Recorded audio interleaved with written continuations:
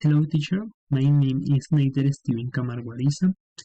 I am 22 years old. I live in Bogota.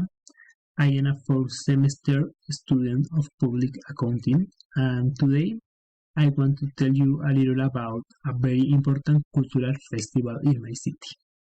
I present the Summer Festival. The festival is fantastic and amazing.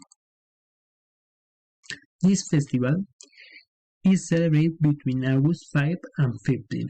The Summer Festival is a sports, recreational, economic, and cultural festival that takes place in Bogota, where Bogota birthday is celebrated.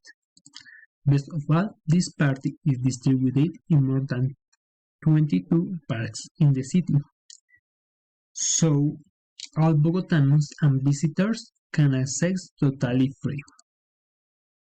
In this festival, too many physical activities are organized for all ages. Gastronomic entrepreneurship is promoted and cultural exhibition of art, dance and singing are promoted. Something curious about this festival is that it was created by the mayor of Bogota, Claudia Lopez. And always publish your calendar in advance so people can set up for activities. This festival is my favorite in the city, and thank you. I hope you like it. Goodbye.